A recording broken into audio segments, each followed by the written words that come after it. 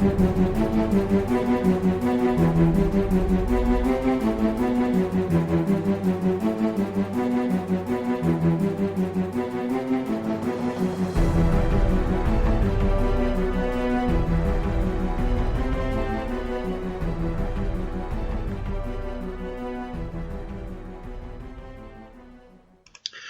and welcome to Basement Fodder, the only show whose hosts between them have a collective 65 years experience not giving a fuck. I'm Todd.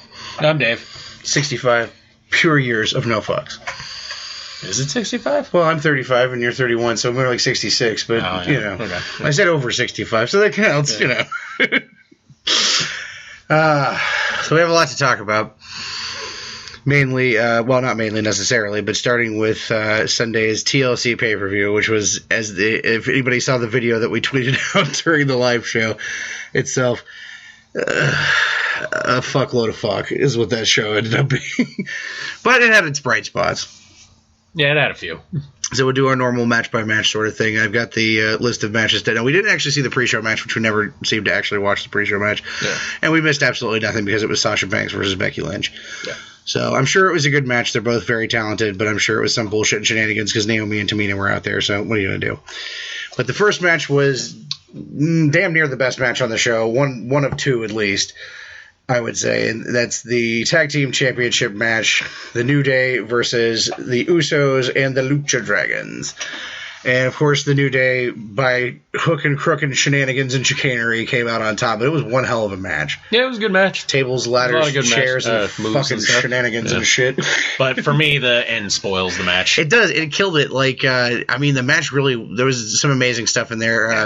Kalisto did an amazing move off a bridging ladder. Like, the ladder was bridged between the ropes and a ladder in the middle. Like they seem to do a lot these days with that match and the Money in the Bank one. Yeah, and Kalisto did his finisher on there, and man, that ladder just bent right in half with him and was it him and Kofi on there, or was it him and Jimmy Uso? Yeah, I think Jimmy Uso. The Kofi was the one where it snapped. Yes, and then they did the spot on the outside with the big ladder spot where the ladder snapped in half, which it kind of, unfortunately, because the way the camera shot it, it kind of revealed a little bit of their backstage, you know, fun magic for the camera when you could clearly see that at least partially the ladder was made of wood and not metal. Yeah, but it was painted to look like metal. Yeah. So that way it was still impressive nonetheless, and I'm sure it hurt like a bastard whore considering they snapped a ladder in half with someone's body. Yeah. But not nearly as impressive as snapping one. The one that they did with Edge a few years ago in Money in the Bank was actually a metal ladder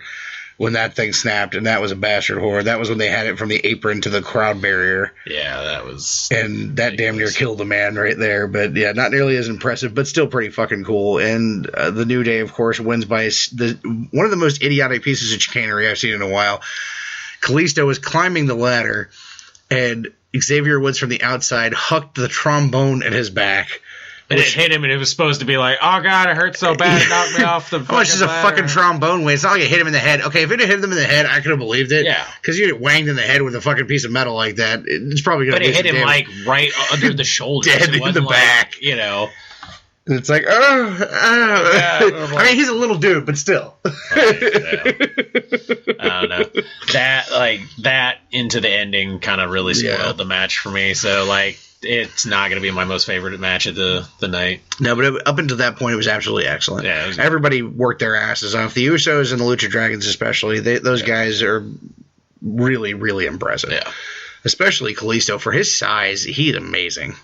I mean, think of this. I mean, he's smaller than Mysterio. Mm-hmm. Like, shorter and bulk less small. He's more like Mysterio WCW, like early WCW, where he looked like a 10-year-old. Which is the better way to be. Yeah, exactly. But poor Ray, when he got to WWE and they made him bulk up and his knees died.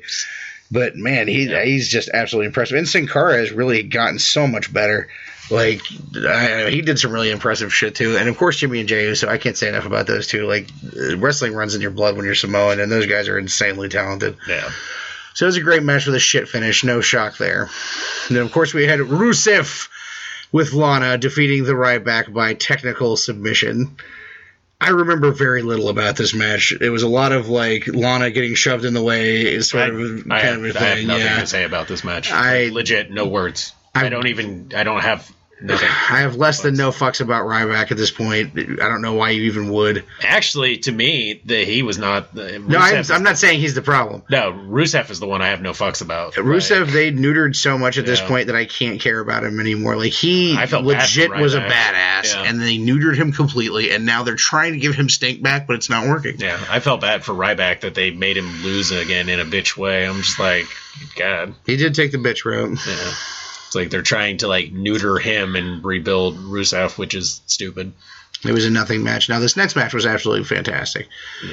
It was Alberto Del Rio, your United States champion, and Jack Swagger. Now, the story behind that is that Zeb Coulter is no longer with Alberto. Alberto, in a backstage segment on the week before his Raw, chastised him for getting in the way and making him lose the match, basically, and was like, I don't need you, old man, I kill you more, you know. Yeah, now that they've got the League of Nations thing, he's like, fuck you, Zeb Coulter. Yeah, this Mex America shit's gone down the toilet like a turd. Yeah. So... And the match itself was fantastic. It was a chairs match, which usually those are terrible. 9 times out of 10, the chairs matches are two big burly dudes that just, suck or whatever, and it's awful. I've seen Kane and Big Show do chairs matches that make you go to sleep. Yep. But this match, actually, they took the chairs thing and they actually made it really work. There were some really cool spots that they did with chairs, and there was, like, stacking up chairs and massive piles on top of your opponent to try to keep them out of the ring. It was as interesting a match as you could make this. Exactly. It's not really saying much. I think they should have just had it be a regular match. I think it kind of took some of it off this match. They did. These two could just have a really great wrestling match, and they have, and they probably likely will. The weird thing is how shit works in WWE in reverse these days. Instead of like starting off with regular matches and building towards stipulations, they start with stipulations and build toward regular matches. It's so ass backwards. It's ridiculous. So I'm sure ultimately if and when they do have their straight match, it's going to be pretty awesome. Yeah. And unfortunately, Jack Swagger is probably going to lose. But for a guy who's barely been on television at all in a year, the crowd is solidly behind him. I mean, he gets a solid reaction considering he's barely been anybody. And even the last time he was on TV, he was a heel. And I think he's a really good person, but I hate to say it, it's only because it's Alberto Del Rio. That's part of it for sure, yeah. If it wasn't Alberto Del Rio, they wouldn't give a fuck if Swagger. Like, legit. Actually, better yet, if they hadn't brought out Zeb Coulter and did that, nobody would give a fuck that it's Swagger. Like, because they fucking basically pushed him aside so far off that nobody cared about him anymore. Half of the people probably don't even remember who Jack Swagger is. Which is sad to say because the guy's a multiple-time champion and he's extremely talented. He's exactly what they need on the babyface side right now. Because the babyface side, when you get under Roman Reigns and Dean Ambrose, you've got nobody. Yeah. As far as a singles guy goes. Nobody of any consequence. Like, what do you got, the Ryback? Like, who's the fuck about the Ryback? Cesaro's hurt again. Yeah, but I mean, Cesaro. Cesaro is at least out for 6 months. Yeah. You've got nobody. And then Wade Barrett just went down. Of course, he's a heel, but still he just went down again. And unfortunately, it's starting to look like he's becoming a bit of injury prone. Yeah. Which is never a good sign for a guy. Which is unfortunate, really, because he's a really talented guy. Yeah. He's not even as big as he was, so I don't understand why he keeps getting injured. Bad luck, I suppose. But Swagger, of course, went down to Del Rio, which was no surprise there. Del Rio is very hot right now, and they want to keep it that way. And Swagger, good match. And it was not a squash match by any stretch of the imagination. It was a very even match all the way until the end. Yeah. So they gave Swagger a lot, and hopefully, they'll continue to put a little bit into him past this. But, I have no real confidence in that, but one can hope. No, because the next match right here proves to me that they're going to keep doing dumb shit. Oh, but you love this match. The fucking match sucks a dick. Then we had the Wyatt family, Bray Wyatt, Luke Harper, Eric Rowan, and Big Baby Braun Strowman versus the ECW originals, Bubba Dudley, Devon Dudley, Tommy Dreamer, and Rhino, who I swear to fuck has still not given a spear until Monday night up until this point, and all the way through this long-ass match. Still did not give a fucking spear. And I think he was actually the first one eliminated. Yeah, this was a elimination match. Elimination tables match. And boy, they certainly jobbed out the ECW guys, like, to epic proportions. To the fact where, like, it was one of those, not even remotely close. It was down, like, to Bubba Dudley in no time at all. And the stuff that they did was good stuff. It was garbage match shit, the same shit you normally see in a Dudley's table match. I'm over this shit right now. I don't really care, especially after what they did tonight's Raw. I'm done. I don't care. I told you that's what was going to happen. I know, and it's stupid. It's bullshit. They should. The Dudleys, they don't give a fuck about their legacy whatsoever. They basically just brought them back to job, which is unfortunate. Yeah. But Braun Strowman damn near killed people in this match. He damn near killed people on the matches on fucking Raw tonight. Braun Strowman is a fucking danger to anyone in the ring with him, legitimately. Now, the other three guys in that team, absolutely fucking fantastically talented, especially Wyatt and Harper. Eric Rowan, not as much as those two, but still a talented guy. Braun Strowman, Jesus fuck, somebody get this guy out of the business. Bubba Dudley and Devon Dudley, for their age and their shape, are still fantastic in the ring. They still look damn good. Rhino's amazing. Tommy Dreamer, for his age, weight, and injuries and whatever, still does a damn good job, and he can control a crowd. Yeah. Still better than Sandman. Yes. The amount of balding in this match was epic, though. Devon doesn't count because he is bald, but man alive, Bubba Dudley, Tommy Dreamer, Luke Harper, Braun Strowman, all of them. Just big old bald spots on top. No, it was what it was. Of course, it went through the eliminations. Bubba was the last man standing, then they eliminated him, and then they did some shit afterwards. But it was bullshit because they eliminate Eric, or they even eliminate Rhino first, then Eric gets eliminated, then they eliminate every other member of the ECW people, and then eliminate, and they win, and it's basically Strowman, Harper, and Wyatt, and they're basically saying that Eric doesn't mean shit. Yeah, why is it? I don't know if they're setting up for some kind of defection or something. No, because they just brought him back. They just gave him a new mask. But they continually are jobbing him out specifically every time. He's the jobber. Yeah, but this team, it doesn't make sense with this team because there shouldn't be a jobber on this team as dominant as they're trying to make them. As storyline, there shouldn't be. But as far as WWE, yes, he's the jobber. I feel like they might be trying to set something up for down the road, like possible defection in the ranks because they're kind of sacrificing him over and over again. I feel at some point Bray's going to be like, you keep losing and you suck compared to us and where the hell is your hair? I don't know. If so, it's not going to be anytime soon. You don't even fit the rhyme scheme. The next match was fucking awesome. This one and in the main event are the matches of the night, I would say. I take it back what I said about the New Day match because the finish killed it. Yeah. These two are this one is one of the two matches of the night. Is Dean Ambrose. This one is the best match. I would say, yeah, you're probably right because even with all the shenanigans, this was still a better match. Yeah. Dean Ambrose defeated. I say, once again, defeated. I'm sorry, Dirk. Your man, Kevin Owens, soundly defeated by the awesome, the amazing, the lunatic fringe, Dean Ambrose. And both of us popped like crazy when popped like crazy. I feel bad for our neighbors because it was about 2 o'clock in the fucking morning. You screamed like I was like, woo! I popped it up. Hey, you popped like crazy, popped too. Like a fucking 8-year-old kid on Christmas morning. Hey, I've never been so happy to see somebody get fucking pinned in my life. Yeah, it was great. The next match after it. Start to finish, it was a fantastic match. Even Owens was at his top game tonight, or that night. They had a great match. Dean Ambrose came out on top. It was fantastic. It was the finish that needed to happen because this whole pay-per-view so far had been heel win after heel win. And this was the only viable match where the babyface was going to get over. Yeah. Because we all knew, even though people wanted Roman to win, that he was not going to win. Yeah. So it was a fantastic match. Can't say enough about it. Kevin Owens and his ponderous gut go back to the fucking back of the line now. And somewhere Dirk sheds a tear. Then we had Charlotte versus Paige retaining her championship with Ric Flair on the sideline. And they've been playing up that whole thing about Charlotte being slightly more of a heel and doing the Flair family kind of chicanery, hooker by crook or whatever. And I don't know if this makes her a heel really because Flair is so loved that, like, when he does that shit, people just like it. Like, it doesn't even go over his heel tactics when Flair does heel shit anymore, It's like he's so fucking beloved, you can't really heel him out. But I see what they're trying to do, and I understand it. But, like, I don't know, just if they're trying to set Becky Lynch up to be, like, the next babyface, then that's cool. There needs to be a strong babyface. Again, this is another one of those matches. I have nothing to say. I don't give a fuck about this match. I thought it was an excellent match. I thought they wrestled very well. Paige and Charlotte have good chemistry. The stuff with, the storyline stuff worked very well. Charlotte is very talented, and Paige is also very talented. It was a good match, but it's like the Divas division is to the point where I just don't care that much about it anymore. I mean, there is talent in there, and it's unfortunate that there's so much bullshit that the stuff that is really the good stuff gets overlooked because you just don't care anymore. It's forced. It's all forced storyline. None of this stuff feels natural. It's all forced, and I just don't care anymore. Like, the stuff that they do need to naturally be breaking up, they don't. Then they force this weird shit on you, and then it's like, okay, I don't care. Yeah, it is hard to. It's they kind of beat it out of you.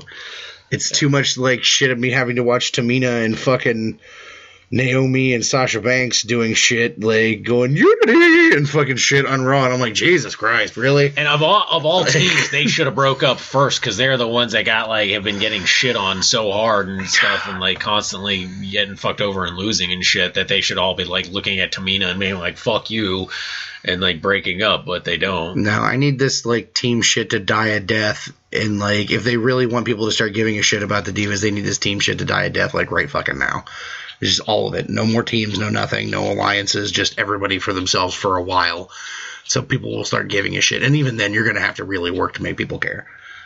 I mean, I hate to say it, if they break them up, Tamina's not going to mean a fucking thing. Tamina means nothing because she basically doesn't work. Yeah, her only function is to walk to the ring. Yeah, she'll go away.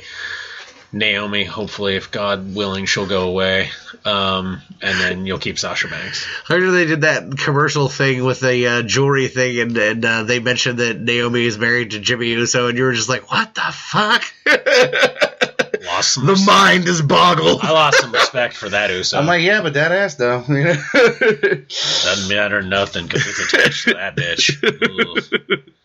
I've watched a video of her, and she's about I've seen the stuff on the Divas show. It's good I'm Lord. like, good God, she best be good in the sack is all I can say.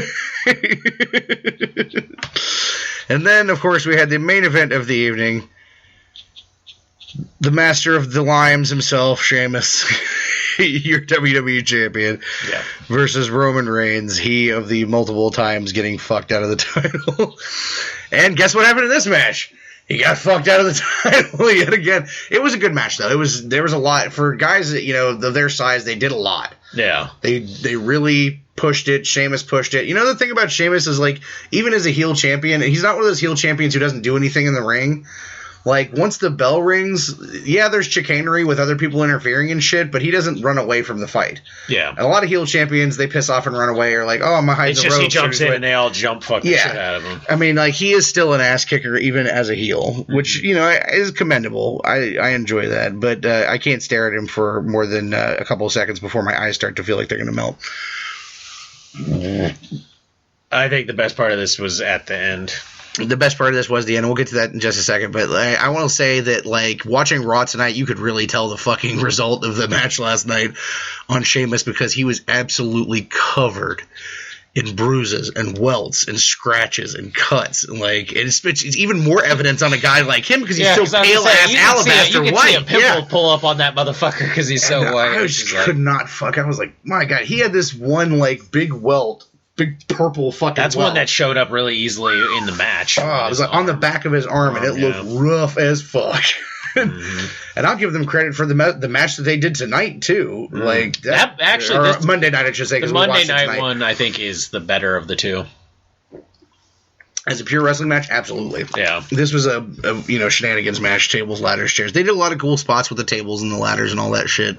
Yeah. It's hard to compete with what the tag team guys did in the first match. Yeah. When it comes to that shit. And that's the thing about having more than one TLC match on a show is especially if one of them is a tag match, because there's not a lot you can do to compete with that. Yeah, because there's going to be all kinds of craziness going on. You just really can't fuck with it. Especially with when it's two bigger guys and then you have a tag team full of high flyers. High flyers and little dudes and stuff. Yeah, it's just okay, well, this is what the best of it's going to look like, and this is probably what mid-card is going to look like. And the match is what it was. They kicked out of a million finishers type thing, got up after a million finishers because it's a ladder match, but all kinds of shit happens, and finally fucking it comes down to it, and out comes Rusev and Alberto to interfere. Yeah, because Wade's gone. And because Wade's out. Yeah. And they take down Roman, and Roman sucker punches both of them with the Superman punch, and he's coming forward, but Sheamus gets that last bro kick and gets up the ladder and gets the belt, and then you just hear like the hate in the crowd. Oh, they were tired of it. They did not like this finish whatsoever. And then Roman recovers. Well, then it's like Rusev and Alberto Del Rio get in the match, and help put Sheamus up on their shoulders. Yeah. And it's like one of those oh yeah, we won, and it's like as soon as they turn around, they both get speared by Roman. Yeah. And they're all laying around on the ground, and you just see this crazy look in Roman's eyes, and he gets a chair and just beats the fuck out of all of them. Mercilessly beats all three of them with a chair. Back shots, head shots, front shots, just... That's a lot of where Sheamus took that damage. Yeah. Because he was wearing him out with a chair. Beat the shit out to the point that Triple H, Stephanie, and a bunch of the background people had to come down and stuff. And you knew what was going to happen because Triple H did the thing where he loosened up his tie. Taking the tie off. What the fuck do you think you're doing on the And you could see where it was it was starting to dawn on Roman what he was doing. Yeah. And he was like, I let my anger out. Sorry. They teased it so good, too, because they let he dropped the chair and he's standing next to the chair. Triple H was like, and he starts to get in the ring, and Roman's just like that look in his face like, are you going to get in the ring, huh? All right. And then goes to check on Sheamus, and then chair in hand, and just wailing begins. And just vicious, angry, bull fucking wailing of Triple H with that chair. Well, no, I think it was he got in, and then he first did the Superman punch. Yeah, Then he beat him with the fucking chair. Launched his ass out, picked him up, fucking slammed him on the table, which did not break the first one. Got him right in the corner, at the edge of the table. Yeah. And then gets up on the table, runs, and basically elbow drops him through the table.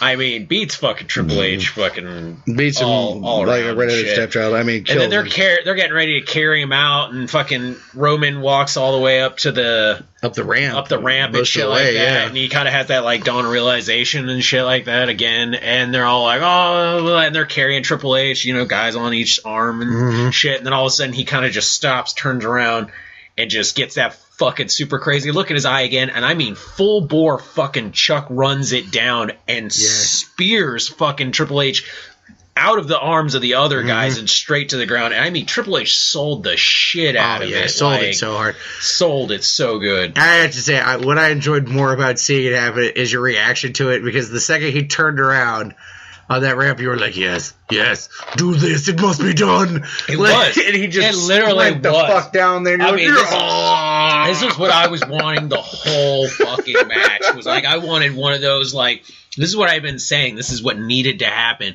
He had been playing too much of the babyface. I think this is one of those things that was kind of hurting him.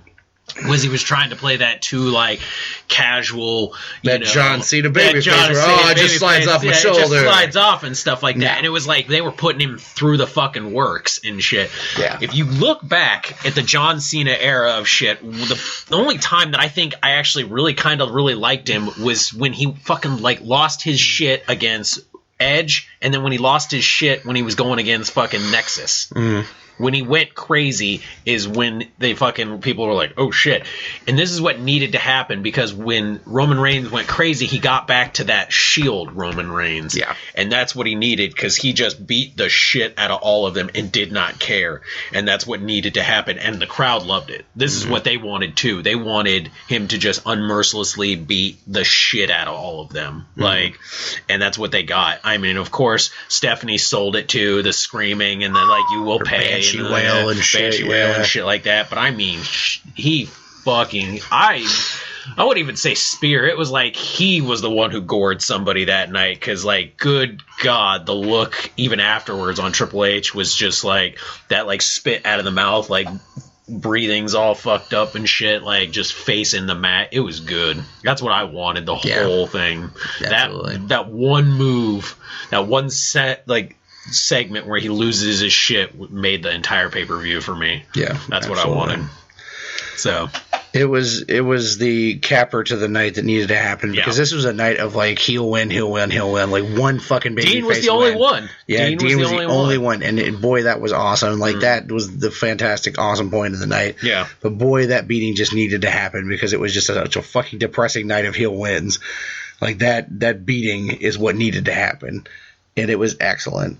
Now, before we go into Raw, we're not gonna go blow by blow through Raw. We'll just hit the important shit. But I want to say I watched the latest NXT, and I have to mention a few things from NXT. First of all, Cowboy James Storm, who I've been a huge fan of for years in TNA, and he was a TNA original. I'm talking day one, all the way through until now. I mean, they are losing guys now that have been there that long, and losing him and seeing him down in NXT. He wrestled Adam Rose, and I hate Adam Rose. Except for his awesome things on Raw. Those things are awesome. But no, he had a fantastic match. Looked fantastic. He's over like crazy. This is a guy who needs to be on the main roster, and I mean like fucking now. Yeah. This is a babyface that people will get behind. He's that Steve Austin babyface. He's that fucking Southern guy with that damn cowboy hat and the no fucks and the beer and shit. People will bust a nut over this motherfucker. Like when Kennedy showed up. It was Mr. Anderson. When it was that beer drinking, no fucks given. Yep. That's what you need. Honestly, to me, when it comes to NXT, you need to put him up, and I think you need to drop the NXT belt off Finn Balor, give it to Joe, and let Finn move up. Let Finn move up too. Yeah. Because look at who they have let move up. Yeah. Like Kevin Owens, who has his, when he's on it, he's on it and stuff like that. But then you look at some of the divas, and then you look at Tyler Breeze. I'll get Tyler Breeze in a minute because I have shit to say about Tyler Breeze. Yeah. But it was an absolutely fantastic match that they had, and made Adam Rose look fine. It looked very good in the match too. Mm-hmm. But I mean, just wailed the shit out of him, and he was over like crazy. And then the main event between Samoa Joe and Tommaso Ciampa. An ROH main event if I've ever seen one, but it was a fucking awesome match. Samoa Joe, it's criminal the fact that he's never been on the main roster of WWE. As talented as he is with his size and his unique look, they should be salivating over a guy like him. He's so unique. He's so different. He's so talented for a guy his size. He's not unique in the way Vince likes. And that's what I'm saying though. They should love a guy like that who breaks the mold, who's like huge. I'm pretty sure Triple H does. Oh, I'm sure he does. Triple H wants. He's the only reason that he's in NXT right now is because of Triple H. And I'm sure if Triple H had full control right now, Joe's ass would be up on the main roster, along with Finn Balor and a couple of those other guys too. But they had an absolutely fantastic match. And Tommaso Ciampa is not even signed to an NXT contract, which is again a fucking crime because the guy's insanely talented. But it was a great match, and I absolutely loved the NXT this week, and I'll be very happy to watch the next week one. Now, Raw, I don't know. I'm not going to go match to Raw. I don't give a shit enough. Because there was a lot of no fucks, no fucks. The beginning segment was really good. Stephanie came out and did her angry shit, against Roman Reigns. Wailed the shit out of fucking his face. Like, she basically called him a failure and all kinds of stuff, and said he was a disgrace, and then fucking this is when Roman was like, oh, I'm the disgrace, and then proceeded to call her a disgrace, Triple H a disgrace, and then went so far as to call her entire family, the McMahons, a disgrace. And this is where Stephanie lost it and proceeded to just slap the fucking shit out of him repetitively, to the point that his face was fucking red. Like, she was slapping him in the temple, and like his lip was busted and shit. Like, she gave him a bruise on his face. Like, later on in the main event, you can see he had a fucking bruise on his cheek. And I know we all know he can handle it. It's not like he told her like, give me the good shots, don't hold it back. She busted his lip. Yeah. But yeah, and then she was like, he's like, if you're gonna fire me, and she was like, I want to, but my husband told me not to.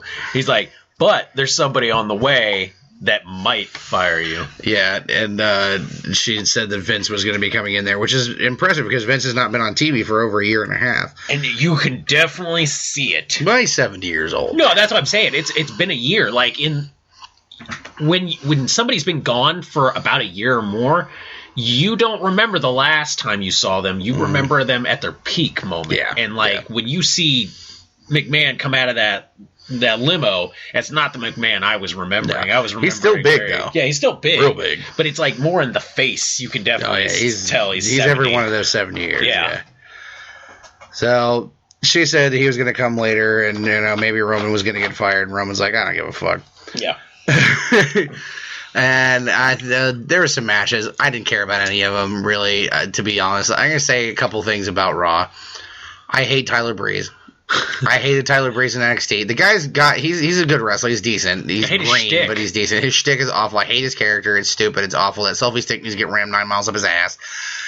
I don't give a fuck. Summer Rae adds nothing to his gig either. No, like she just looks like his older sister or something. Yeah, it's supposed to be like his cougar lover that she just seems like she's trying to get crowded. Which is hilarious because I don't even think she's 30. Yeah. Yeah. And but comparatively to his size he looks and like the way he's he 10. looks, it's like it's bad. And the thing is, okay, the selfie stick could probably work. Mm-hmm. It's just his outfit makes it so fucking you thought what was it?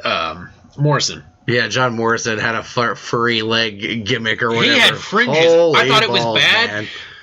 It's like they took it and just went way fucking worse. He looks like he committed genocide on a store full of stuffed animals and strapped it to his body. And now he added a cape. Good God. A fucking fuzzy fun cape fur cape, yeah. And he's got that fucking greased back, blonde hair and a bun ponytail thing. It's I just sucked a dick look on his face. It literally looked like they took every bad fucking thing they could find from other wrestlers and then formed it into Tyler Breeze, at his costume. Yeah, every cocky thing that this, Shawn Michaels did at his worst, and every cocky, I'm so hot thing that Billy Gunn ever did at his worst, and everything that John Morrison ever did, and just took all that conglomerate of garbage and made it into Tyler Breeze. And then had him feud entirely too much with Dolph Ziggler. Oh God, nobody cares. It's one of those things where it's and they didn't even have those two tonight. It was Ziggler was wrestling Ambrose, and it was an okay match, but nobody cared about that either because nobody cares about Ziggler anymore because Ziggler is a fucking jobber to the stars. Mm-hmm.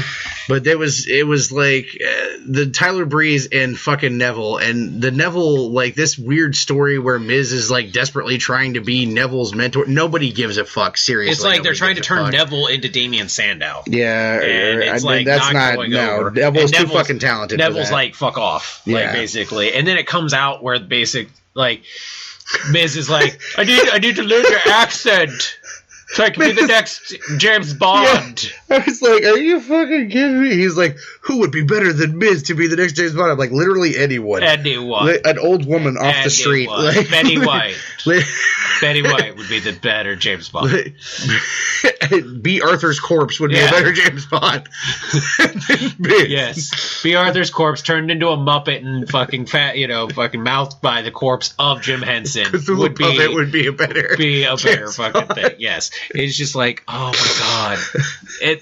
It's so stupid. And you can even see Neville's just why am I doing this? Why? Did an amazing match. Did fucking he's just super talented. The Red Arrow is one of the most amazing top rope finishers I've seen in a long time. And he's fucking talented. He did this fucking flying Enziguri, fucking backhead kick that Tyler Breeze sold. I'll give Tyler Breeze credit. He took a flip bump off that looked really fucking impressive. Yeah, wow. That was a good match. Shtick wise, it was fucking it up hard. Yeah, I just don't care about Tyler Breeze is the thing. And then there was Ziggler and Dean Ambrose, which nobody cared about. And then Kevin Owens came out and destroyed both of them. And I actually am all for this because Kevin Owens looked better in this 30 seconds of destruction than he has in months. And he's fighting somebody he looked like he gave a shit. Yeah, and Dean can sell all the shit that he's doing.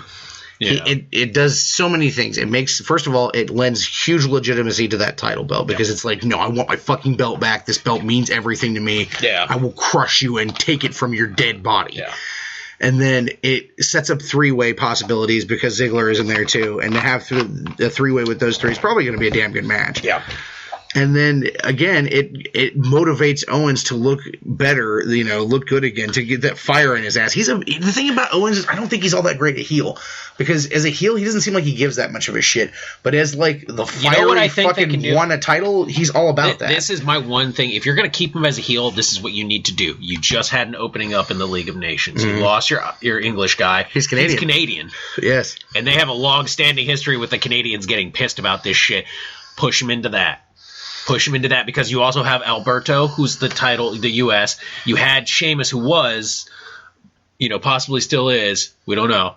But fucking it could work. Yeah, make him a vicious heel. Don't make him one of those like cocky, I don't give a fuck, like I'm better than everybody else. No, that kind of heel doesn't work for him because he doesn't give a shit in that role. Make him a Brock heel. Make him a, like, I will fucking crush you and I don't care. Yeah, because it's like fight Owen fight. Yeah, and it's like he just, the problem is when he has this like arrogant like whatever, it comes across in his lazy. ring. It comes across lazy and just fucking schlubby, and it translates into his wrestling as lazy and schlubby and shit. So it's like when you put the fire under him, he actually looks decent, and you need to put him in a stable, with other heels right now that are fucking fired up and really doing a lot of shit, because this might also help things with like maybe getting some stink back on Rusev. Probably not. But at least you're putting him in a group with that. Yeah.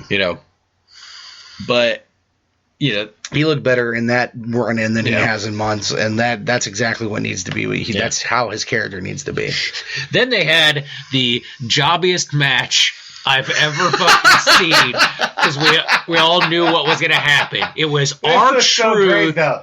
So they started playing R-Truth's music. Dave's on the couch, and he's like, oh God, no, please fast forward it. I can't take it. I just can't. I can't. Here's my thing. I respect R-Truth as a wrestler. He has amazing ability as a wrestler. He's super, like, he's versatile. He can do a lot of things. Oh, but as a character, I fucking despise R-Truth more than anyone in the world, because it's the same shtick every time in every venue I've ever seen him, whether he's WWE, TNA, doesn't matter. It's always the same thing.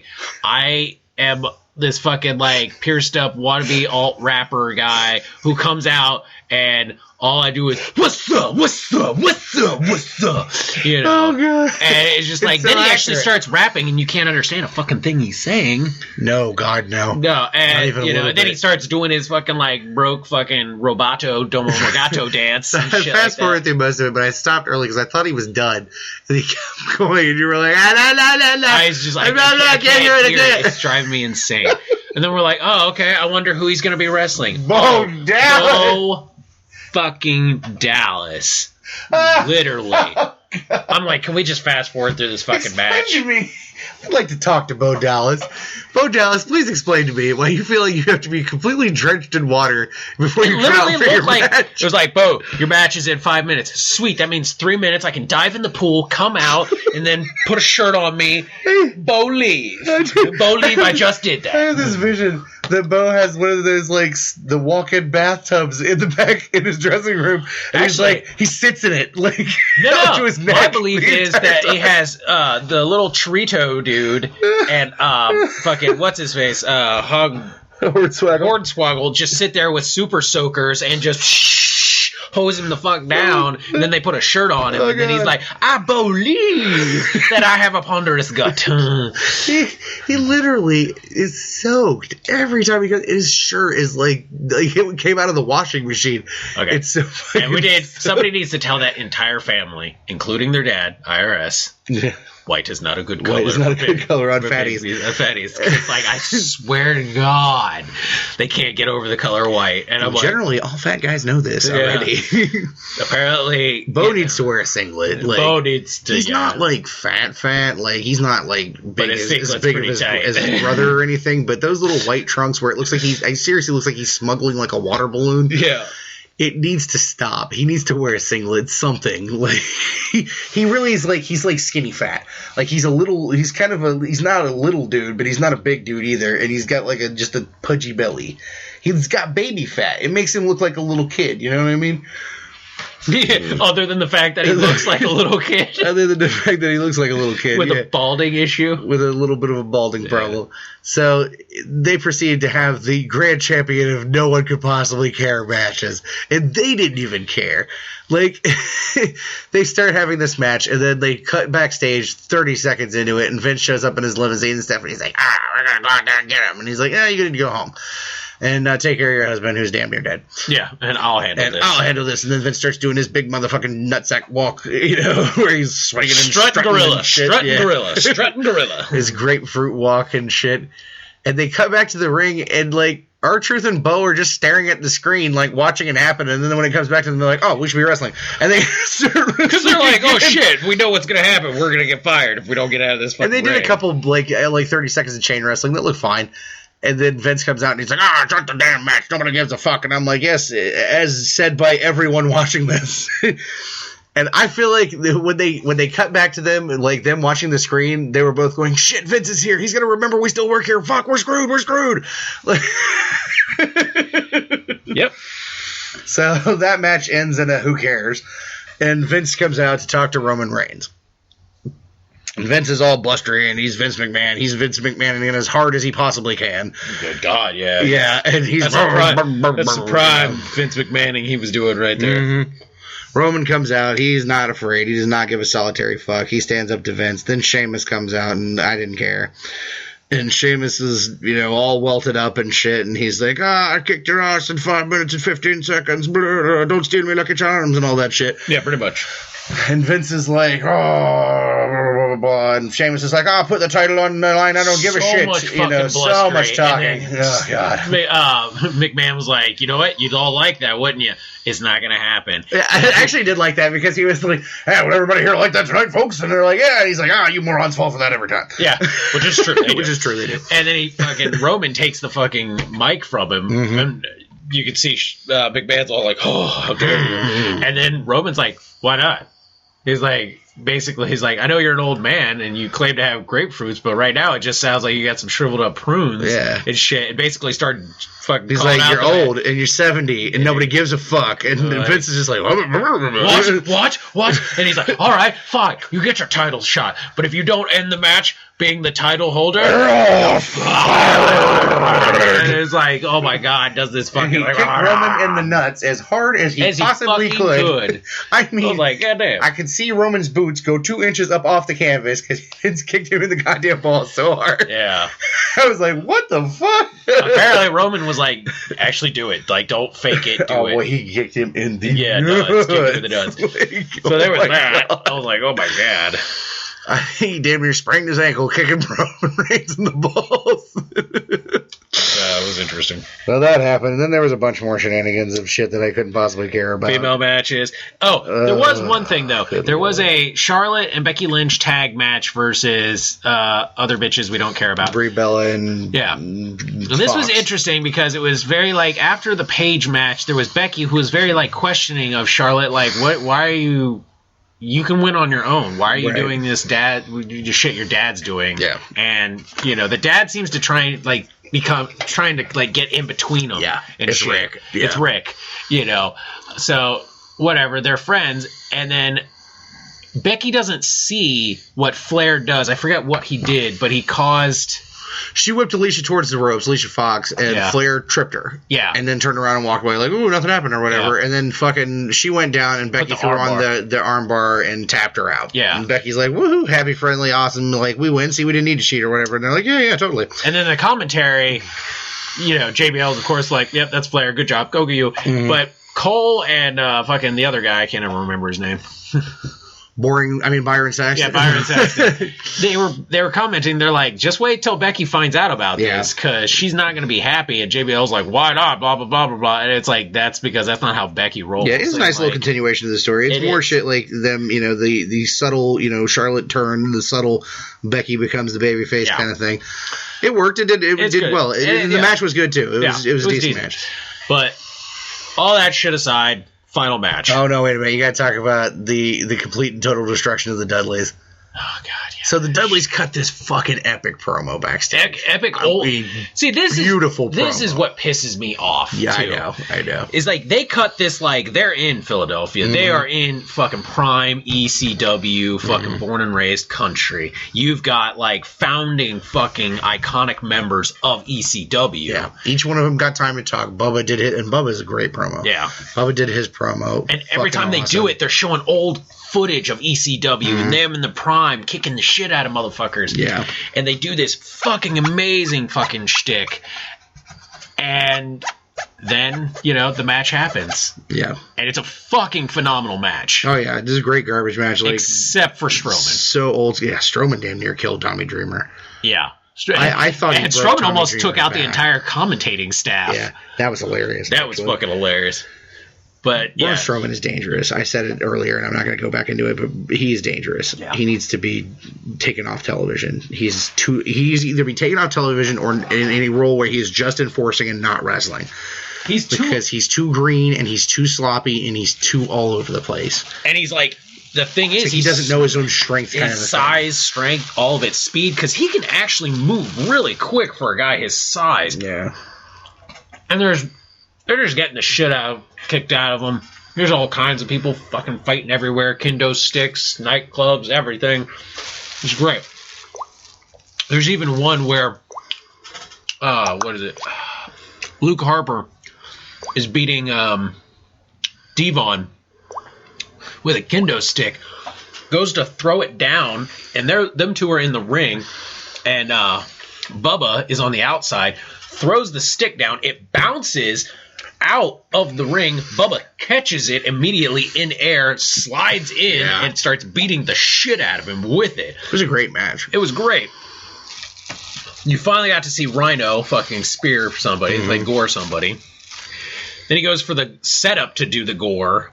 And, like, there's just stupid shit happening. Braun Strowman breaks Tommy Dreamer. Like, literally picks him up, and it looks like he was going to do, like, a fucking pile driver. And he threw him up over his shoulder, and he did a running power slam on him, but he running power slammed him into the barricade. And the way Tommy hit, he hit right with the bottom of his back, like where your back meets your ass, basically. Like on the top of it, and his legs flung over and like slammed down. And I was legit fearing for Tommy Dreamer. Because there's selling an injury. Yeah. And then there's what he was doing, which was he was basically like, when he saw the camera, he just had that look like, I'm really fucking hurt. Yeah, like he didn't move for a long time, and he was kind of like, my back, something's wrong with my back, fuck. Even when the match was over, you didn't see him get up. Yeah. He was crawling. Like, you could not see leg movement. His body was convulsing. It's hard to tell with Tommy because Tommy can sell like nobody's business, but I really do hope he's not legitimately hurt. But, I mean, age and injuries go into it. And Strowman. And Strowman, baby. And Strowman, baby. Fucking dumbest of all. But, of course, shock of no shocks, they lose their own match in Philly in front of their own crowd, and it's lame. Is probably the most fucking infuriating thing of all. Yeah, boy, you were furious. Because I'm sick of this. I don't understand this whole fucking thing. Where we're going to drop them back from fighting fucking Kane and Undertaker to now they're feuding with the the Dudleys. And then you reunite fucking like some ECW motherfuckers. And they constantly get decimated. Yeah. You decimate them in their own matches. Then you decimate them in their hometown. Like, you have them cut all amazing promos where they're like living the fucking, the glory days and shit like that. And it's just like, what the fuck? And it's not even like, it seems like it's that much of a challenge. Like, they're decimating them in a way that this is just a fucking like, what the fuck is the point to this? The thing is, there's no back and forth to this rivalry at all because the Dudleys have lost everything. Yeah. They've lost every time. They have no wins. They have no nothing. Yeah. What's the point? Like, you've got to give something. I was expecting them because they were in Philly and they were doing this big, like, ECW flashback. They were going to bring in some more ECW guys and just jump the shit out of the Wyatts and beat the fuck out of them and win. But they didn't. Yeah. And it was the perfect match because it was an anything goes match. Yeah, I mean, that's a perfect out. I mean, it takes nothing from the Wyatts for them to lose a match like that, especially if there's more interference or anything like that. But they just, obviously, they don't see anything for the Dudleys except for to bring them in here to just be jobbers. And that's really rough for guys who have had a career that they've had and still legitimately are good in the ring. In the tag division, they are like the top echelon of tag guys. Yeah, and the tag team division right now is on fire. Like, they can easily be fitting into that shit. Yeah. Like, they're that elder statesman team. They're the team that is different than every other team right now. And this is the problem is because, one, your roster is so low that you have no one to feud with the Wyatts. Right. So this is what you're forcing them to do. It's like... Yeah, it's annoying and irritating, and it needs to be done. Like, I'm done seeing them. I don't want to see any more matches with the Dudleys and the Wyatts. I don't care anymore. I'll watch matches with them fighting other people. Yeah. Both teams. But, like, I was so excited to see fucking Rhino back. And it was just meant nothing. It meant nothing. Yeah. It's so fucking it is what it is. Sad. It's just another example of Vince's hatred of Paul Heyman and his hatred of ECW in general, and he did any fucking opportunity to make them look like shit, he will absolutely do it. Because he hates them, and he always will. He's a petty fuck. He's a petty old bastard. Anybody that was WCW is the same thing. Like, fucking, he will take his every opportunity because he's petty, vindictive, all that shit, and he will make them look like shit. He doesn't care. And if you left his company to go to TNA and then came back... Boy, he don't like you. He definitely doesn't like you. Fucking, you saw Christian. Yeah. That happened to him, which was one of the biggest fucking tragedies ever. Yeah. It's unfortunate. And then we have the main event, which is the Sheamus versus Roman Reigns yet again. And they had a damn fine match, especially for two guys who just get the shit kicked out of them the night before in a TLC match. They had a fine match. Vince was out there and he was blustering around and yelling at the referee and pulled the referee out of the ring at some point when the pin was about to happen. They kicked out of about 10 finishers each. It was a solid match. Roman got busted open hard way on a headbutt and was pouring. Yeah. All over his face. And it looked great. I tell you, it really added to it. And Sheamus was hurt, too. Like, Sheamus had fucked his nose up. Bleeding. Because he had his septum. And they zoomed in on it, too. Yeah. It was like one of those things where they've been better about not backing off blood lately. Like, I like that they've been letting him have a little more leeway because it seems more hard mouth and, smash mouth and shit. And then Vince tried to interfere again at the end, and fucking Roman just super punched him right in the face. Well, it was like he grabbed the ref and held him. Yeah. And Alberto Del Rio and Rusev came out. Yep. As soon as Alberto Del Rio comes up, gets super punched in the fucking face by Roman. Roman takes a fucking kick from fucking Rusev to the back of the dome. Like a nasty Yakuza kick. Fucking Yakuza kick. Then gets up and manages to super punch him. Gets back in. Fucking, did he take the bro kick? He took a bro kick. Took a bro kick and a white noise and still kicked out. And Vince was going apoplectic on the fucking outside. Then goes to get another bro kicked. Superman punches fucking Vince. Sheamus. Then he fucking Superman punches him. Then Superman punches Vince. Then Sheamus goes to do the bro kick and he gets speared. Mm-hmm. And then he pins him and he wins, getting the title back. Yeah, and keep in mind, this is the same state where last week on Raw, 'cause they were in Pennsylvania last week too. They not give a fuck him out of the building last week. Like, they did not care. They booed him, really. But I mean, this week he was like up, the king of the fucking world, man. They loved him from start to finish. They were sucking this guy's dick. Like, and then when he won, they lost their mother loving mind. They went crazy. Everybody went apeshit. Vince was dead on the ring. Like, he was selling it like he was dead. Sheamus was fucking Roman kicks him off the fucking apron. Roman was like, fuck you, get out of my way, my spotlight. Yeah, the title kicks him out and was fucking like, yes. And it was because he did what the fans had been wanting to do for so long, was stop being too babyface and lose your shit. You've been getting fucked over the hard way. This is the thing that John Cena has killed about wrestling with babyfaces and that formula, John Cena formula. It's like John Cena, like, no matter how hard he works, he never really seems to care when he loses.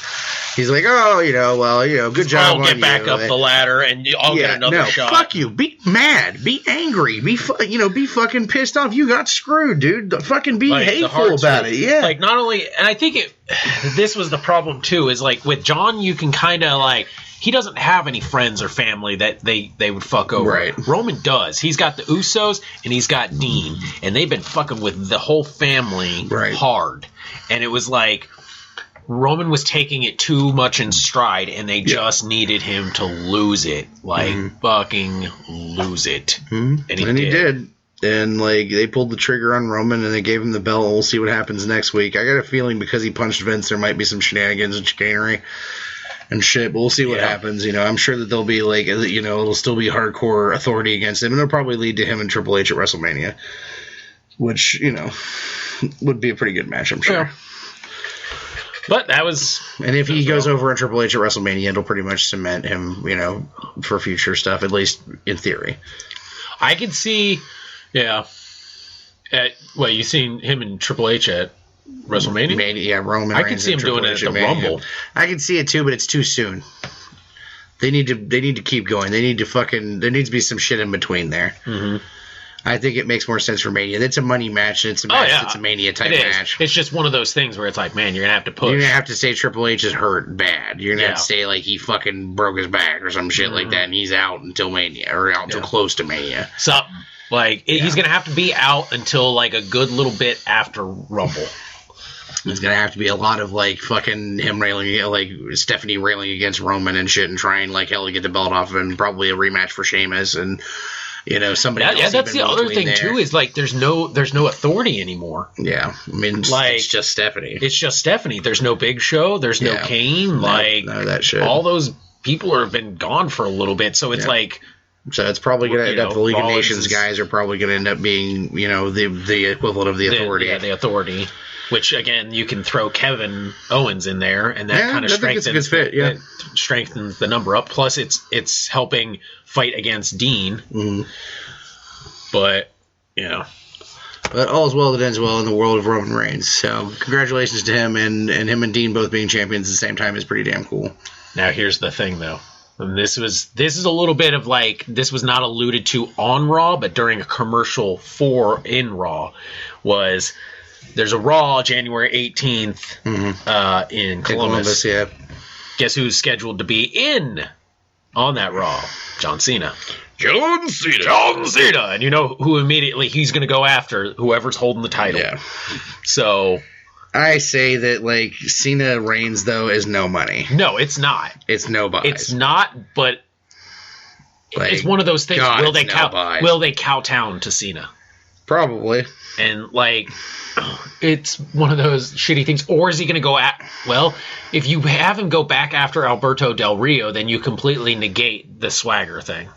Yeah, well, that's probably going to happen anyway. It is, which is shitty. But, I mean, I would rather just see Cena come back and go after Del Rio, because Del Rio's the guy who took him down and shit. That makes more sense. But it's like... Cena doesn't really want to be at the top right now. He doesn't. Personally, he doesn't want to be champion. And then that's fine. But I would hope that it doesn't happen for a while because I want to see the swagger thing. Because if you don't at least have a decent build up to a good fucking swagger win, then it was all for naught. I mean, ultimately for me, I'd rather see it go to the point where Swagger actually gets the belt. I don't know that it'll happen. I doubt it will. If it does, it could move Del Rio into a place where he could be the one challenging Roman. Well, but whatever.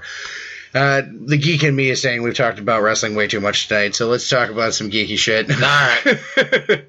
We had several trailers drop this week. Oh my god, it was Trailer Palooza. Trailer fucking Palooza. First of all, well, the first one I think that dropped this week that we saw was the Tarzan trailer dropped this week, which was pretty damn interesting. And I love the fact that this Tarzan movie is not an origin story. Nope.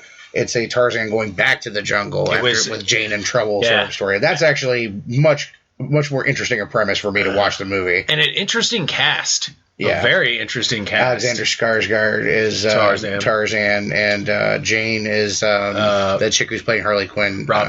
Margaret Robbie. Yeah, and it looks good. The ape effects look excellent. There's Dijman Hundu, who plays a tribal tribal leader guy, almost like the Jaguar clan type guys. He's a bad guy.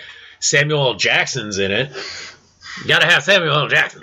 Tired of these motherfucking monkeys and my motherfucking plane. Oh shit, planes haven't really been built. Goddamn, my motherfucking boat. These motherfucking monkeys. And then the main bad guy, I believe, is what the fuck his name? You remember his name more so than I do. Refresh my memory. Remember, he was from, we were saying, Django Unchained. Oh, yeah, I know what you're talking about. I can't remember his name. I always blank this guy's name. But, yeah, he's the excellent bad guy. Yeah. Great bad guy. Looks really good. The apes look good. Even the CG for Tarzan, when he's doing some of the stuff, looks really good. Skarsgård got really built for it. Like, he packed on some more poundage. It looked really good. Christoph Waltz. Yeah, Christoph Waltz. Amazing guy. I like the tone of it. It's very, much the dark you already know. It'll be interesting to see how modern audiences react to Tarzan. The last time they tried to do a Tarzan movie, I think it was '97 when they did the Casper Van Dien Tarzan, and that was not a great example. And that one was like weird though. It was sucked. Yeah, it was weird. Tarzan again is it's like Lone Ranger. It's another of those characters that is kind of like is a dated character. Tarzan not as much as Lone Ranger because I think Tarzan has kind of still been in the nomenclature as it were. Yeah. Comic wise, he's still he's still relevant comic wise and stuff like that. John Carter from Mars. So. I haven't seen a Tarzan movie that I gave a shit about since Greystoke, and that was from the '80s, and so it's hard to say. We'll see if. But it looks promising. Then there was the Age of Apocalypse trailer, X-Men Apocalypse, which, wow, there's a lot of stuff there. Yeah. Visually very pretty.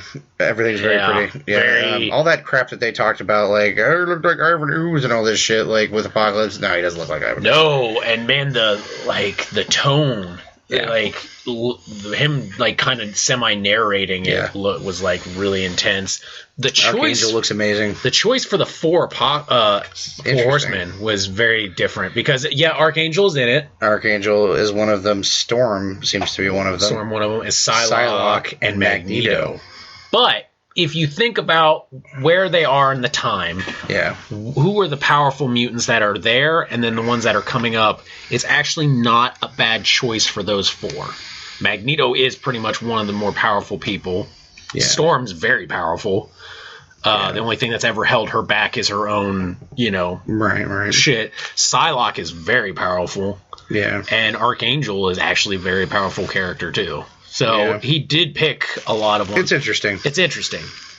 What looks to believe is Mystique is now on the good guy's side again. Yeah. You've got Scott. You've got Jean. You've got Jubilee. Havoc is back alive, but that makes sense because of the retconning. The retconning thing with the time travel. Beast, who keeps evolving more into the, the Beast that we know and love. Nightcrawler. Yeah, Nightcrawler. Oh, yeah, that looks awesome. Mm-hmm. And I'm trying to remember what else. At the end of the trailer, you finally see the Xavier... The classic Xavier in the chair with the shaved head is the Patrick Stewart style. It's so good. Xavier, so good. It looks very interesting, and I'm sure it'll be great. We'll talk more about it as more trailers drop and stuff, but it looks pretty great. It does. You guys, if you like the Days of Future Past, you'll definitely like this one. And here was an interesting thing that happened with trailers this week. Now, one day you came home and you're like, hey, there's that Independence Day sequel trailer drop, and I was like, boy, I couldn't possibly give a fuck. Yeah, Independence Day Resurgence. Yeah. Independence Day is very cheesy. It's what it is. Like, it's good. It's good for what it is. Like, it is the best example of that kind of movie. And those 4th of July blockbusters, summer blockbusters. It's as cheesy as it could possibly be. You get that great speech from Bill Pullman. You get Will Smith punching aliens in the face, and you get Jeff Goldbluming all over the motherfucking place. Like if you love Jeff Goldblum. Yeah, if you love Jeff Goldblum. Which I do. I love Jeff Goldblum. Yeah, without seeing the trailer, I was just like, I just could not possibly rant a fuck about this. But then we watched the trailer, and I was like, okay, I'll watch it. Yeah. I still really don't care. Yeah. But the trailer looks like a logical extension of the story. Yep. I will give them this. It looks like a logical extension of the story. They have a website. And they killed Will Smith, which is great. They have a website set up to, like, basically, because the trailer takes place in like now. They've stayed current with the time. It's 20 years past when it happened. Captain Hiller died in a tragic accident where they've now started taking the alien technology and hybriding it with their technology. Goldblum seems to be kind of in charge of all of it. He's in charge of this division. Right. That's it's got Liam Hemsworth in it, who plays a pilot, who actually is the romantic interest of Bill Pullman's daughter, who's in that. And one of the other pilots is Jasmine's son. Yeah, Will Smith's little stepfather. And she's a doctor now. And it's interesting. Yeah, it's like Dr. Stripper Tits McGee. Yeah, I mean, it's whatever. Yeah, it's a lot of craziness. Pullman's in it still. And he's all like bearded out and shit. Yeah, looking kind of half crazy. Yeah, he is. They talk about it. He is. Yeah. But it's interesting because it's like they've spent the last 20 years getting ready, knowing that they're going to come back, but they still believe they're not ready, and then like they come back, but they come back with a fucking vengeance. Like ships are way bigger. Yeah, I can tell you, if you love Jeff Goldblum, he's doing just, it as hard as he can. Just Jeff Goldbluming he's Jeff Goldbluming on the moon. Yes. Liam Hemsworth and Jeff Goldblum are on the moon because they have a starbase thing on the moon, which is like the Watchtower preemptive strike thing. And then there's a giant ship, and Jeff Goldblum is like, oh man, that's way bigger than the last one. Jeff Goldblum. All over the place. But you know what? I love Jeff Goldblum, and I love Jeff Goldblum in that character. And his dad's back in that. Oh yeah, too. Judd Hirsch is back. Is back, and I'm just like, yes. And no Will Smith. I'm happy. But yeah, it looks like escapist fun, like the first one did. It is. It's just big explosions, and it's not Michael Bay CG. That's true. That's true. So. Sadly, no Brett Spiner since he died in the first movie. But. Yeah. Now, the next trailer, the one we're going to talk about probably a decent bit about. Yes, to counteract all that fucking Star Wars that's eating up all my soul. I mean, is the Star Trek Beyond trailer dropped this week. Which was got leaked, and then they were like, it was a forced drop. Yeah. This is not a Star Trek trailer you've ever seen before. No. Like, this is not anywhere near any kind of Star Trek trailer you've ever seen before. It was Beastie Boys, like it was Sabotage? Yeah, Sabotage. Yeah, Beastie Boys Sabotage. I'm just gonna tell you, of the trailer. This trailer, hands down, tells you who wrote this fucking movie. Yeah, it's Simon Pegg. Yeah, this is interesting because Simon Pegg is writing this one. It's not the writing team from the first two, which is Robert Orsai and Abrams and shit. Like Robert Orsai turned in a script, and he was the original director of this, but the studio was like, we don't like this direction you're going in, because I think he was trying to follow the let's go darker and let's go more serious and more cerebral, which to some extent I understand, because being a Star Trek fan, cerebral is part of the deal. Mm-hmm. But he was trying to he didn't have JJ there to kind of be like, okay, we can do cerebral, but we gotta amp it up too. You gotta have the explosion. And they were like, we're gonna bring, we're gonna let Simon Pegg take a whack at the script. And he was like, well, I'm not gonna direct a script I didn't write. And they were like, well, that's see you later then. That's unfortunate for you. And they brought in, which I'm wary of this, but if the trailer's any indication, I'm okay. It's okay. But Justin Lin, who's the director of the Fast and Furious series, many of the Fast and Furious series, which. I mean, here's the thing. If anybody knows how to direct action sequences, it's this guy. Oh, yeah. If anybody knows how to make shit look slick. Complex action sequences. Complex and slick and all that, it's this. Yeah. I don't like those movies. I don't care about those movies. But that's more subject matter than it is. It's all of it. Yeah. I'm not a guy in that respect. I don't give a fuck about shit about cars and. Well, yeah, that's what I'm saying. It's subject matter. It's car racers, shit like that. I mean, it is what it is. Yeah. But if you can do that with fucking badass spaceships, and fucking alien race fight scenes, that's awesome. And that's what we got in this trailer. There was fucking the Enterprise being completely fucking destroyed. Yeah, and you got glimpses of Idris Elba's new alien character, which they didn't say what species he is yet. Fucking wicked. But I don't know. He looks interesting. He's a very kind of almost a reptilian species. He could be Riemann. He could be fucking. I don't know. He could even be a species that they haven't talked about yet. Yeah. But whatever he is, very he looks cool looking. Very vicious. And there was this warrior chick who seems to be the good guy who's helping, the Enterprise crew, and she's like stark white with this black tribal paint. White hair, eyes are very piercing. She's very a cool looking. very definitive character. You see the trailer, and she, other than Idris Elba, you will remember her. Yeah. She's probably the most memorable thing from the trailer because she's just so. And I mean, it's not just like, oh, she's a damsel in distress. No. She's whooping ass left and right. She is one of those, basically the alien version of Wonder Woman. She looks very cool. The only thing I will say is, it is rough because, she is that evidence of J.J. Abrams' stamp on shit where, he's the Star Wars guy. And she looks like straight out of something out of a Star Wars cartoon. One of those Jedi, the Force Unleashed shit, or one of those, Jedi cartoons or whatever. She looks like somebody who'd be fighting alongside Anakin and his fucking Padawan. To me, if you guys remember anything from, old school He-Man, she looks like Huntara. Yeah. Very much, just a badass tribal warrior chick.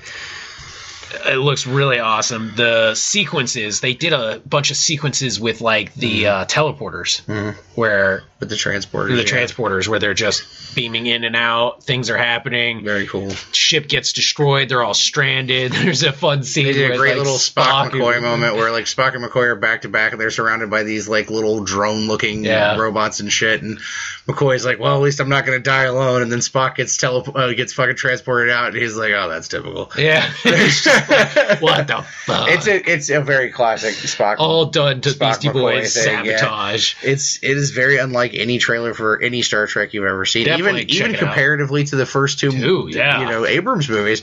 This is very much higher action. It's very different. It's like I don't know. It's a new beast. And Kirk is like Kirk is becoming more Kirk. Yeah, Chris Pine is getting more of the Kirk look, where he started out with the like very fucking spiky do in the first one. He is very much getting the Kirk kind of comb over. Yeah, and those of you guys who balk at Simon Pegg, and there's been a lot of this because I've been talking to a lot of other Trek fans online. There's been a lot of stank on this, but me and Stephanie Maynard and several other people were talking about it, and you guys have to understand, we're in a way lucking out here with Simon Pegg being the one who's writing this, because Simon Pegg is a huge Star Trek fan. Yeah, loves Star Trek. He's not like Abrams or Orsai in the respect where they're more Star Wars guys. Yeah, he is more of a Trek guy. Mm-hmm.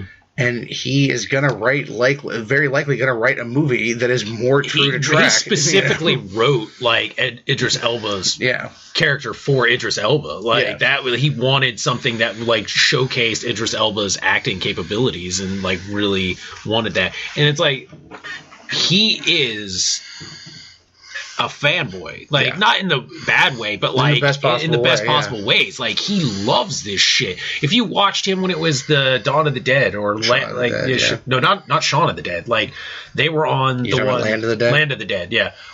They got to be in it. And they lost their fucking mind. Yeah. They just got to be the dead zombies that were chained up, and they were losing it. They were like, "Oh my god, this is so amazing." But think of it that way. Think of Shaun of the Dead. Think about the loving sort of homage it is to Romero zombie movies, and think of that in the respect that he loves Star Trek in a similar way. Yeah. So he's not a guy who's going to disrespect Star Trek in any way. If he didn't think he could write it and do a good job, he would have done it. Because he's not that kind of guy. Yeah. So I have hopes for it. I have high hopes for it. I can't wait to see it, to be honest. It was the breath of fresh air that I needed after all this constant fucking deluge of Star Wars shit.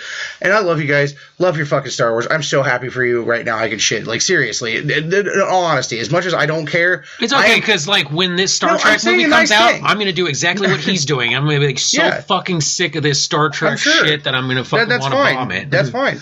You should be. Yeah. I'm just saying, and I'm not saying a negative thing whatsoever. I'm very happy for you guys. It's just, you're daily getting bombarded. I just don't care. Yeah. And no matter how excited you are, it's I don't give a shit. I'm excited for you. Yeah. But I couldn't possibly care. Oh my god, I couldn't care. And I'm happy for you, and I hope you guys have a great time. Honestly, the deviant part of me hopes the movie's terrible, but it's just because I hate the commercial. It's when you it's anything where I see too much of it, I start to hate it in a weird way, to where I hope it fails. It's nothing to do with specifically Star Wars. It's anything like that. When they deluge anything at me, I'm like, oh god, I hope this fails. Yeah.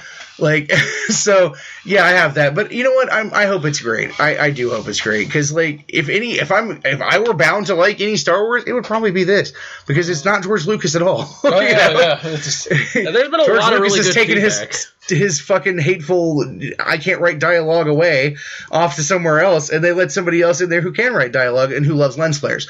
But I'm sure as much as J.J. Abrams loves Star Wars, he will do you justice. Yes. And I really hope that he does, and I also hope that Hitler's head's inside of that goddamn soccer ball.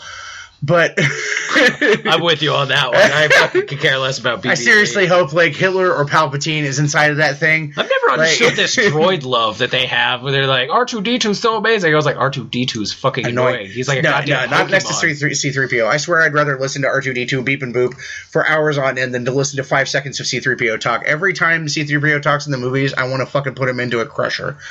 He is the most obnoxious character. Besides Jar Jar Binks, he is the most obnoxious Star Wars character. I defy you to find me another one as obnoxious as that. My God. For me, it's R2-D2. They know, because C-3PO, I mean, he can talk, and it makes him more. Like, his talking, he's like, you know who he reminds me of, I swear, and of course it came after, but he's like Alpha on the Power Rangers.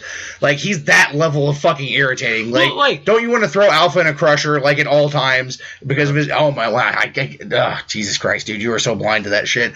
He is the most goddamn irritating character on that show. Honestly, like, he wasn't in it too much. He wasn't. But it's like, I was more for the action, so I never really cared too much that he was, like... I was like, all right, go, it's done. He is that level of irritating. But for me, like, I find R2... Budkins, who gives a fuck? I find R2-D2 just as annoying as C-3PO. I mean, I'm not saying he's not annoying, too. I'm just saying 3PO is more annoying because, A, he's talking more, and B, he talks in the first place. Actually, to me, that's less annoying. R2-D2 is more annoying because he's just beep, boop, beep, boop, beep, boop, and I'm like... I can tune that out. I can't tune out, like, that awful shit that 3PO's running around doing, being, like, weird gay robot butler from hell. Like, I can't do it. It's awful. It's fucking awful. And it was funny as a kid. I thought it was great. I did. I thought both of them were awesome as a kid. But as I grew up and watched it again, I'm like, God damn, I hate this really bad. Yeah, I couldn't care less about the droids. Like, I've never been a big droid person. They're like, oh, but droids. I was like, I don't get. These are the droids. They aren't the droids. I don't give a fuck if they're what droids you're looking for. Why are you looking for a droid when you should be looking for a person, you dumbass? I was looking for a crusher to throw them into. Like, could we throw them in the Sarlacc pit? Yeah, like oh, God damn it. No, because apparently R2-D2 has now jetpacks in his fucking, like, God damn it. Like, it's fucking trash. Doesn't. This trash compactor automatically has everything you need to keep it alive and annoying the fuck out of me relentlessly. Whatever. I don't care. R2-D2, fucking BB-8. Like, I'll just want to fucking, like, I just want to shove an EMP pulse up both their asses and just watch them. I just think it's so hilarious. It's such a testament to marketing that, like, all this fucking BB-8 shit is everywhere. Like, there's all these dolls and Funko Pops and T-shirts. You don't know anything about this character. That's all they want is nothing. They want those fucking cute little fucking droids. And I swear, things. I hope with all that's in me that this droid's a fucking traitor. I swear, I hope he's a traitor. Because you know how many fucking little kids will cry, and you know how many fucking fanboys and fangirls will be like, maybe ain't new. And I'm like, I swear, like, open his little ball hatch and fucking Palpatine's head in there. Like, Darth Vader's head is inside that soccer ball. Like, oh, I fucked you over at last, Luke. I am the soccer ball droid from hell. Blah, blah, blah. I would bust a nut. Like, I would go and see the movie if I knew that was in there.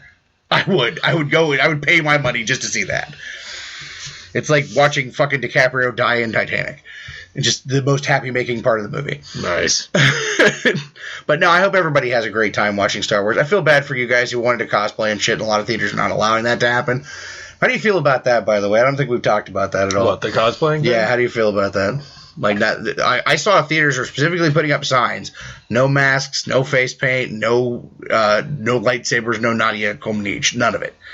I can understand the no lightsaber thing because when I went and when they re-brought out the original 3 after Lucas had done so many amazing things to them, which some of the things I liked, majority of them not so much. It was just nice to with fucking Jabba's terrible. Yeah, that shit sucked. But it was nice to be able to go back and see them all in an original run on theaters brought out, and the excitement it brought, that was fun.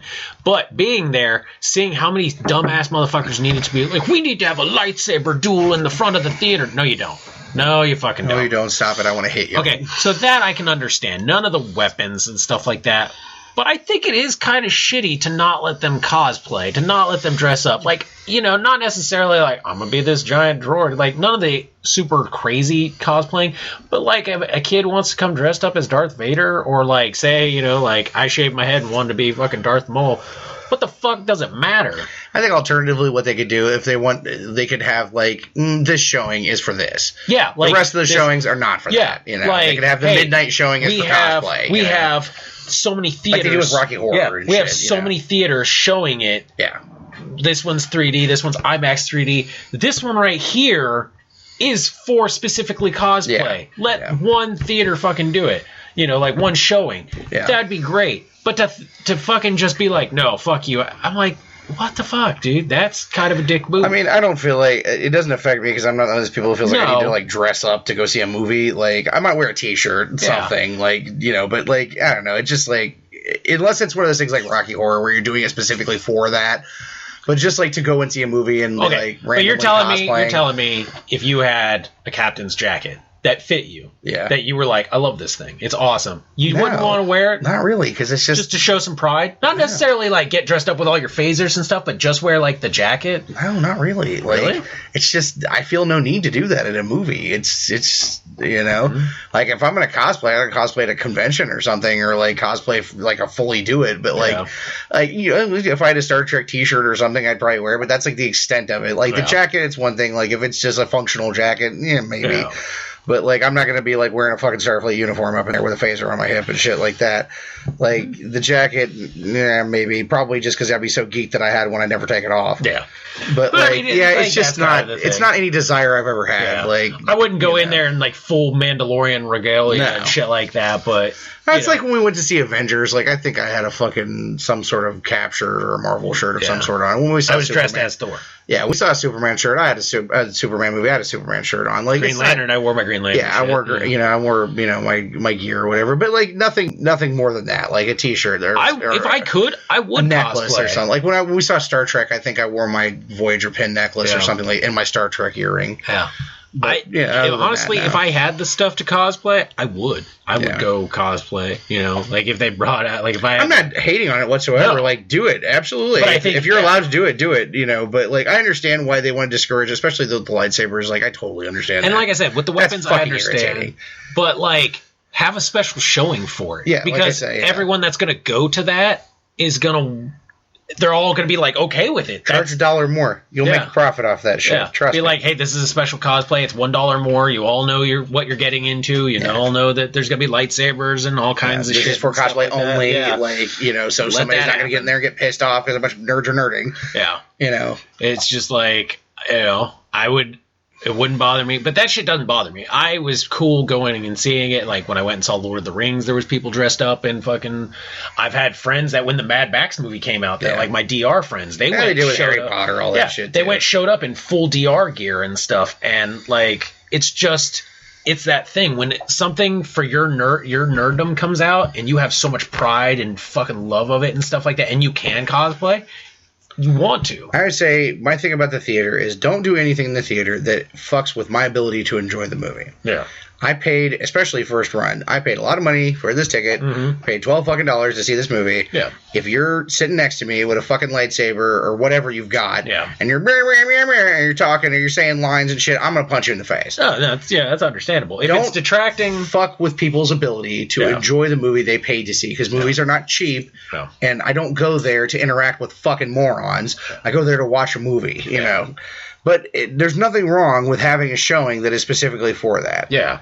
There's nothing wrong with that whatsoever. Like, do it with a midnight showing or whatever. That'd be like me going to the Rocky Horror Picture Show and expecting... Like, why are these people interacting with the Why are you I'm trying to watch the movie. To watch this. Like, it doesn't make any sense. There's no reason where there couldn't be special showings and stuff like that. Trust me, theaters would make more money off of this. Like, this is an opportunity. Yeah. Like, if you're a good business person, this is a business opportunity, you know. Ooh. But... like I said, I hope everybody has a fantastic time. Please don't spoil shit for people. That's just fucking stupid. Actually, now they have a bunch of like things that you can like. Chrome has a thing like you can turn on, and anything related to Star Wars: The Force Awakens, it gets filtered out. It's not a bad idea. The thing about spoilers is don't be an asshole. Like, okay, there's a limit on spoilers too for me too. Like once you're like 2 to 3 weeks away from the movie, okay, no, I'll talk about it if I want to. Like. And I'll say, I'm going to be talking about this openly, so if you don't want to hear about it, don't read my fucking post. Like, it just depends. But if it's the same fucking day, you're an asshole if you go on the internet and start spoiling shit. Like, you're a fucking dick. You know what I mean? Like, there's just no reason for that. Yeah. But there are people... If you want to be friends on the internet about Star Wars, use fucking messaging or something. There's, people that we know that love to post shit on it 3 seconds after it happens. I said, it's a little thing here to Dirk, and I know Dirk listens to the show. And I'm going to say this, Dirk, I tell you what, you fuck up every damn WWE pay-per-view for us because we can't watch the first showing because of time and shit, and you spoil it every motherfucking time. I love you. You are a friend. We both love you, but I will cut you if you spoil another damn pay-per-view for me. I'm gonna shave your shenangoed hair off.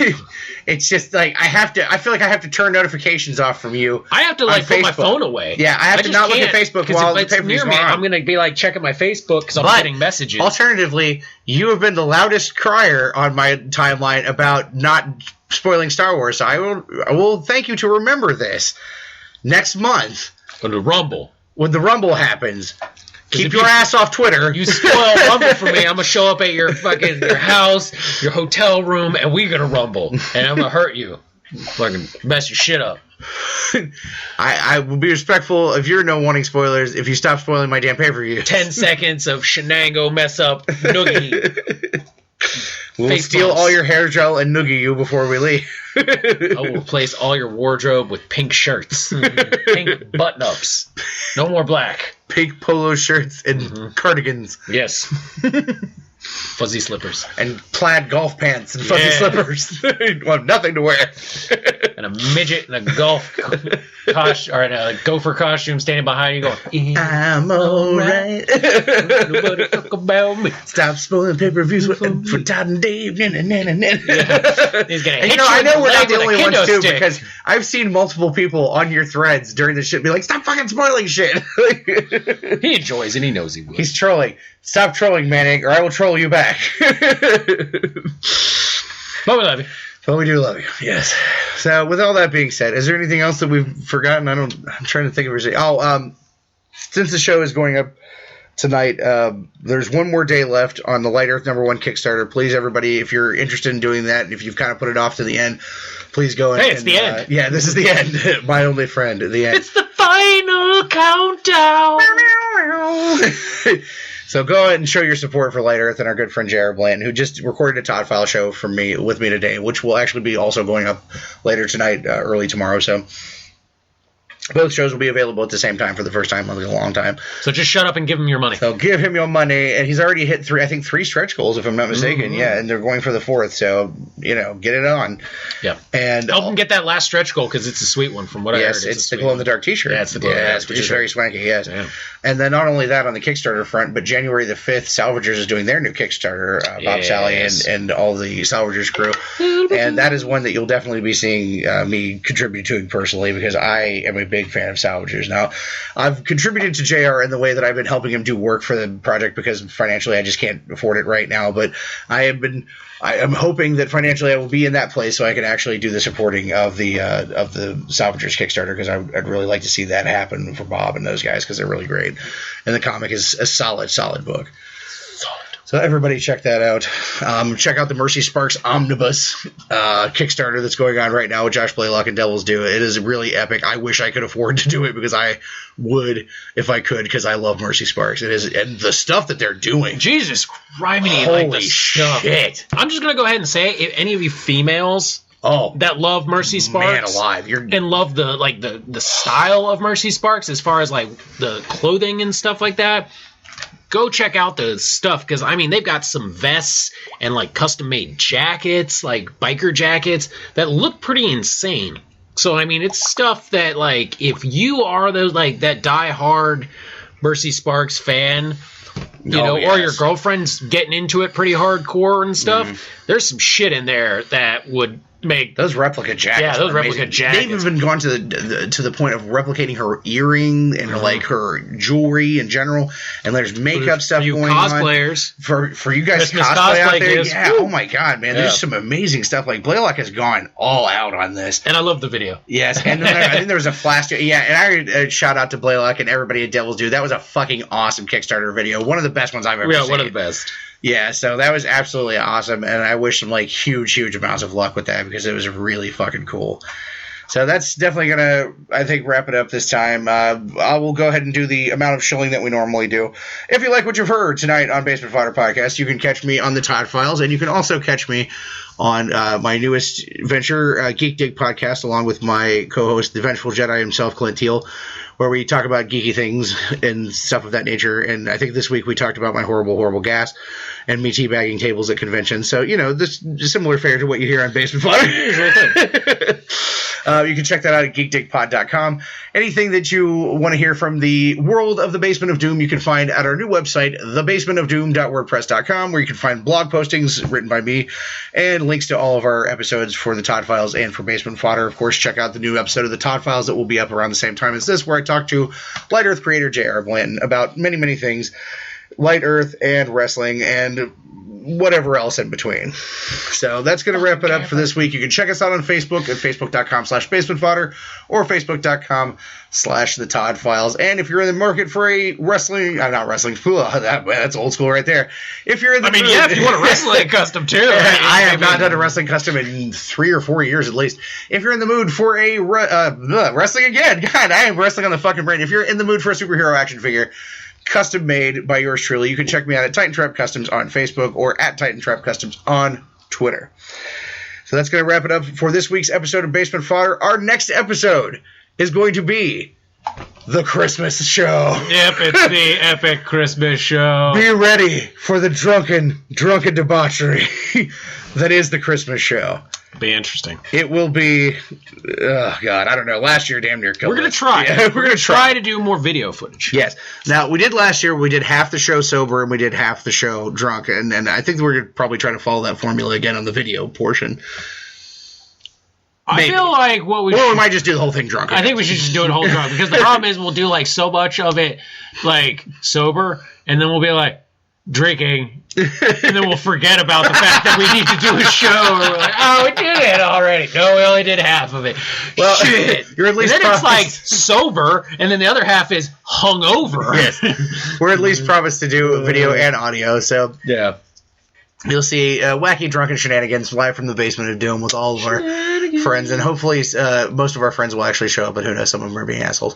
But that's, of course, wrap it up. You know who you are? I love you less. I'm giving your gifts away to other people on the list, and ha ha ha, you all suck my giving all of your gifts to people who I love more now. Yep. That's going to wrap it up for this week. Referred to as younger versions of you. From the Basement of Doom, I'm Todd. I'm Dave. And until next time, the basement door is closed.